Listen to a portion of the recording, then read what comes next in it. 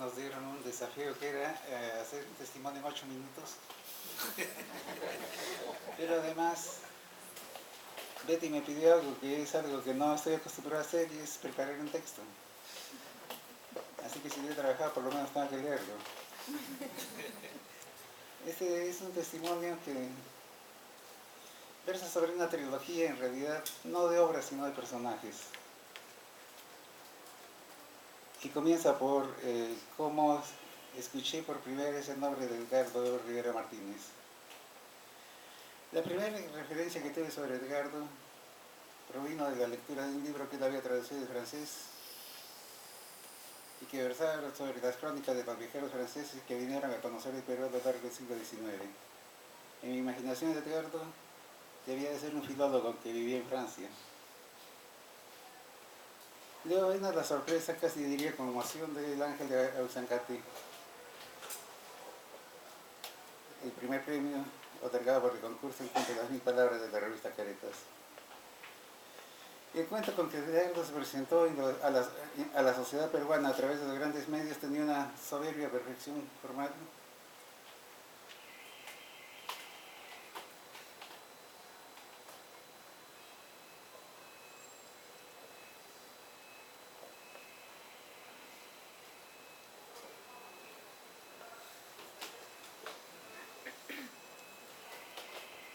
Y desplegaba una cualidad que siento que ha marcado toda su obra literaria, la musicalidad de su escritura. En adelante mis recuerdos de Edgardo están indisolublemente ligados a la memoria de una amiga muy querida, tempranamente perdida, Maruja Martínez Castilla, la hermana de Betty. En cierta oportunidad promovimos en Sur, Casa de Estudio del Socialismo, de la que éramos ambos miembros, un conversatorio sobre el mestizaje, y Maruja invitó a Edgardo. Fue una oportunidad excepcional en que no solo Edgardo se hizo amigo de Sur, sino se reencontró con Betty, a quien conocía con cierta distancia desde su natal Jauja. Betty me ha confirmado esta mañana que entonces entablaron una relación de amistad. Edgardo la amistad la animó en su empeño para escribir un libro de cuentos, el primero que ella editó, y en el camino surgió el amor, y así ambos encontraron a la compañera y al compañero con quien compartir su existencia. País de Jauja fue llevado a ser por Maruja. El impacto que produjo en ella está recogido en 2 cartas que le envió a Edgardo en agosto y septiembre de 1993. Era un momento difícil para ella, que después de una vida de militancia había abandonado la vida partidaria y se encontraba deprimida y perdida. Transcribí un pequeño párrafo de su carta que creo que expresa bien el impacto que tuvo en ella y el giro que imprimió su mirada. Cito: después de todo, ¿qué sentido tiene la vida si no hacer posible la esperanza? No creo más en las justificaciones de la cultura, del sufrimiento, del sacrificio, de la desconfianza. Es mejor creer en los seres humanos, alimentar nuestra propia existencia con lo bueno que hallamos en la de otros, como los personajes de tu novela, el candor en lugar de la suspicacia. Más allá de hablar de la calidad de su obra literaria, un tema en que otros pueden abordar ciertamente con mucha más competencia que yo, quiero agradecerle a Edgardo que nos diera otra gran literata, a la que la vida que le brindó la animó a redactar un bello libro que es uno de los mejores testimonios de la vida de la generación de 68. Maruja y su conmovedor testimonio entre el amor y la furia. Con Maruja fuimos una especie de hermanos peleones, porque siendo jaujina no me perdonaba que yo fuera de Huancayo.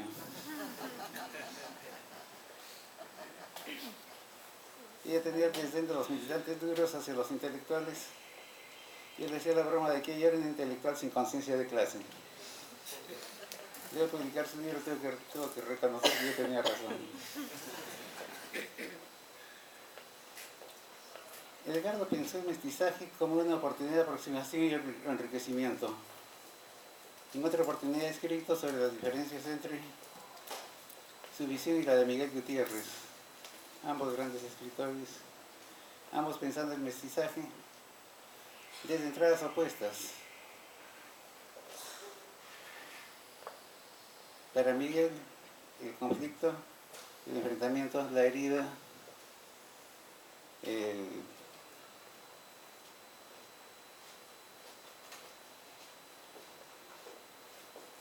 la, decir,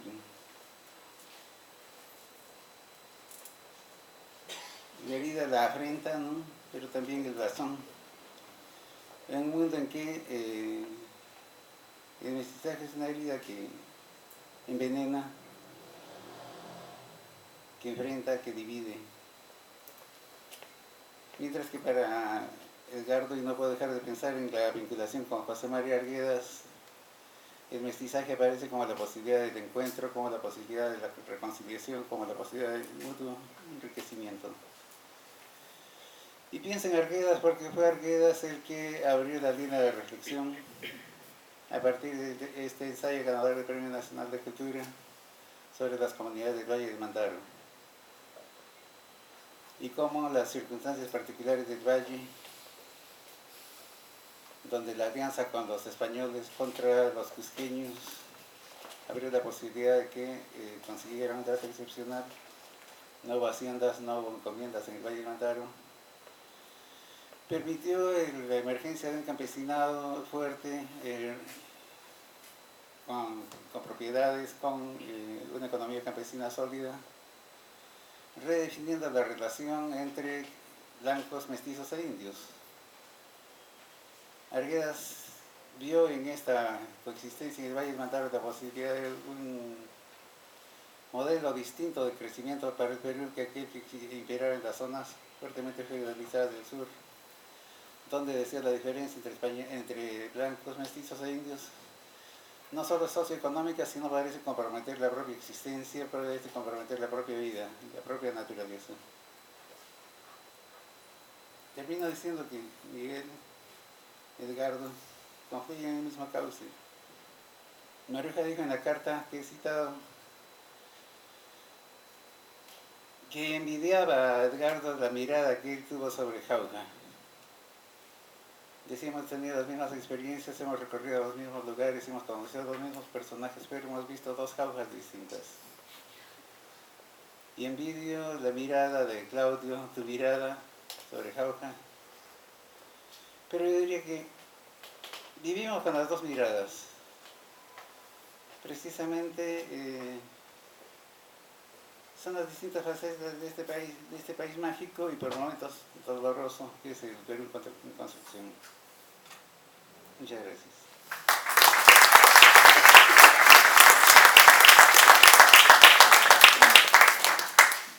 Buenas noches, qué reto hablar después de Nelson, Osela y Alonso, pero me ha dado pie Nelson a compartir con ustedes algunas ideas sobre el lugar de Edgardo en la literatura, en la narrativa y en la manera de pensar el país, precisamente, ¿no? Y de paso hablar un poco sobre cómo lo conocí también. A Edgardo lo conocí como muchos lectores de mi generación, a través de Ángel de Oconcate. Era como casi como una separata que se pasaba a todo el mundo en fotocopias. Aún me acuerdo que Alfaguara no había publicado este libro compilatorio que reunió los cuentos de Edgardo, que para mí fue como un disparo en la cabeza porque era como un sello muy internacional y tal, que había colocado como a muchos escritores, Nabokov y tal, en la portada, y de pronto le daban una portada de Edgardo con el ángel colonial, digamos, y era extraordinario. De ese libro solo había leído Ángel de Oconcate, que la gente se pasaba como quien se pasa una piedra de azurita, es decir, lo primero que leí que me impactó yo en ese momento en la universidad, 18 años, fue lo que ha dicho Nelson, la reflexión formal del texto, mil palabras, que son millones de palabras, porque es un soliloquio que no tiene fin ni inicio, ¿no? Es un soliloquio eterno, y que abre ya, me atrevería a decir, una de las primeras actitudes, digamos, de conocimiento de Edgardo sobre el país, la pregunta, ¿no? Y es curioso porque es un cuento breve. El cuento generalmente, no quiero generalizar, trata más asuntos del aislamiento, de las preguntas más hondas, me atrevería a decir. Es un género más adolorido que la novela, sin duda, por lo menos para mí. Y recuerdo alguna vez haberle preguntado a Edgardo, cuando yo lo conocí, si se da cuenta de la diferencia que había entre sus cuentos y sus novelas. Sus cuentos muy melvillianos, de neblina, con personajes borrosos que vienen de ningún lugar y van hacia ningún lugar. Cuando vienen de un lugar vienen de Atenas, ¿no? Son griegos, están caminando por el malecón y viendo parques. Y las novelas que son nítidas, ¿no? Con personajes muy delineados, luminosas, solares, ¿no? Y optimistas. Y Edgardo me dijo, como todo buen escritor, no tengo idea por qué es así, ¿no? Ahora que me lo planteas, me estoy dando cuenta que sí, me pongo más triste cuando escribo cuentos, me pongo más optimista cuando escribo novelas. Y luego, pensando ya en otros escritores, he creído darme cuenta que en la novela, que es un género extenso, más, digamos, tienen un papel muy preponderante los vínculos, las redes, los tejidos, para entender, digamos, construcciones más sociales, culturales, ¿no? Las grandes novelas, ya Nelson y Alonso han mencionado algunas, ¿no? Arguedas, Miguel Gutiérrez, estamos hablando de novelistas con novelas extensas, ¿no? Que se preguntan por el país o no. Es interesante porque ese primer cuento, que es una piedra preciosa, lo he leído muchas veces y hace muy poco lo leí en un taller, y la lectura fue bien interesante porque ese ángel es ya una alegoría del país, ¿no? O de una posibilidad del país. Es curioso porque es un ser sobrenatural, mitológico, o no, ni siquiera sabemos si mitológico, es estético además, ¿no? Es un bailarín perdido que tiene cosas, que tiene, digamos, elementos hispánicos y elementos andinos, ¿no? Es un danzac, pero a la vez es un ángel colonial, con vestido como el arte peninsular, y se pregunta quién es, no sabe, ¿no? No sabe de dónde ha venido, no sabe cuál es su origen, ha perdido la memoria, sabe que ha ocurrido algo, o aparentemente ha ocurrido algo en el origen que no sabe determinar, y recorre casi los lugares que recorre Ernesto, casi como un Ernesto de los Ríos Profundos, ¿no? Prefigura ese andar, digamos, pero de manera fantástica, porque es un ser, digamos, no necesariamente un ser real en el sentido realista, ¿verdad? Allí ya nosotros al leerlo nos dábamos cuenta que hay como la necesidad de anclar algo que en ese momento es monstruoso y hermoso, que proviene de un mestizaje, ¿no? Que no tiene lugar, que no encuentra su sitio, ¿no? Y claro, por supuesto todos hemos leído, es como ya un clásico de la literatura peruana total, el inicio. Es curioso que sea el primer cuento de este libro, y dice: ¿quién soy si no apagada sombra en el atrio de una capilla en ruinas, en medio de una puna inmensa? Es una pregunta, ¿quién soy? ¿No?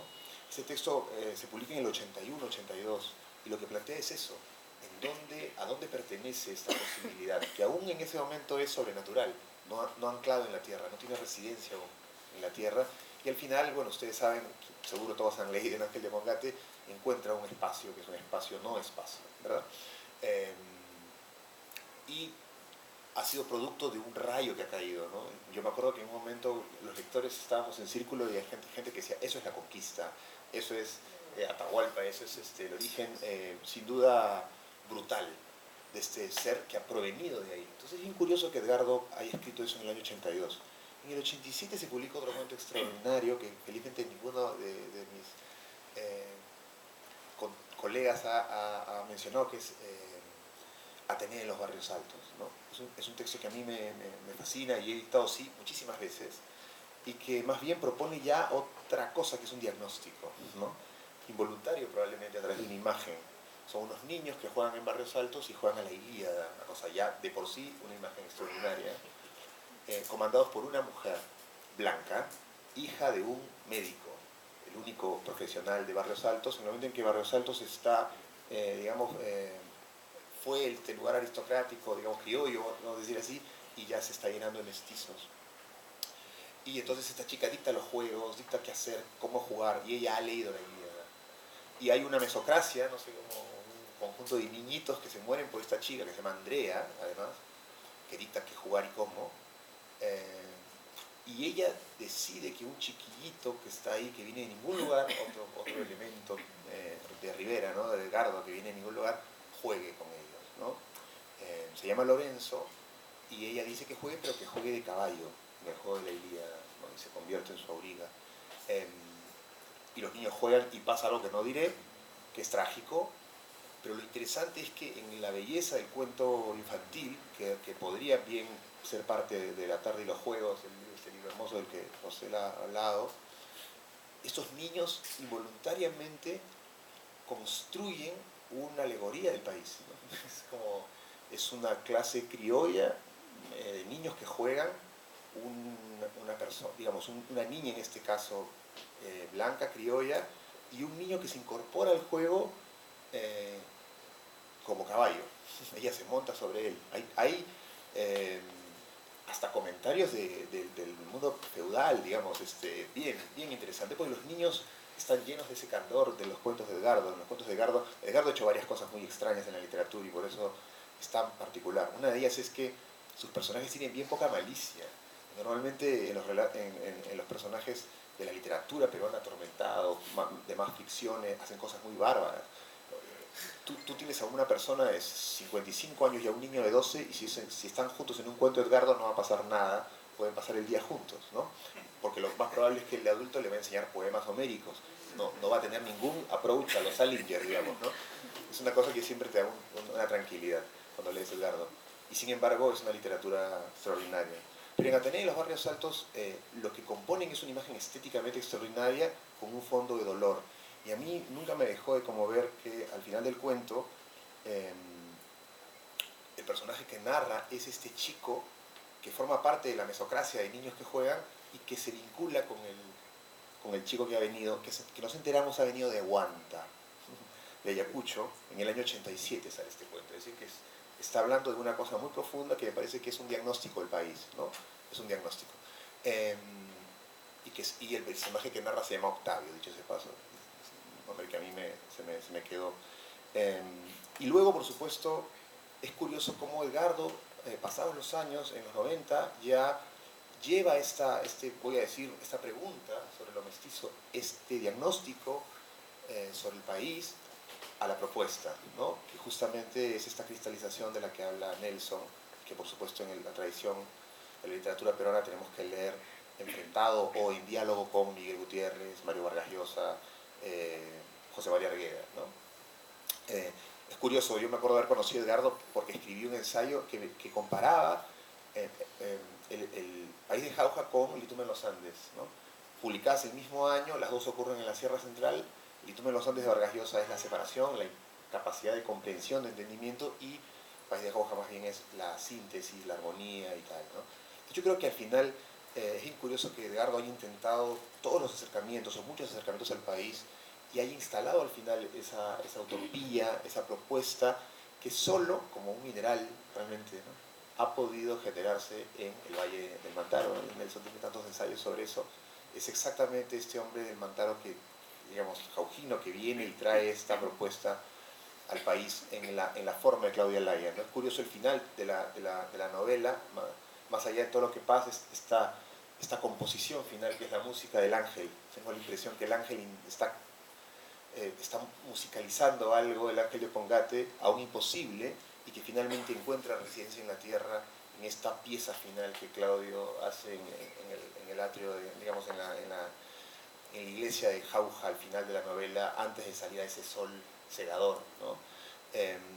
Que es finalmente la última gran propuesta, digamos, de la literatura. A mí me conmovió profundamente la visión de él del mestizaje como algo digno de celebrarse también. Lo hemos vivido mucho como una herida, lo es, pero de pronto Edgardo vino a traer esta celebración, ¿no? Y por eso estamos aquí todos juntos.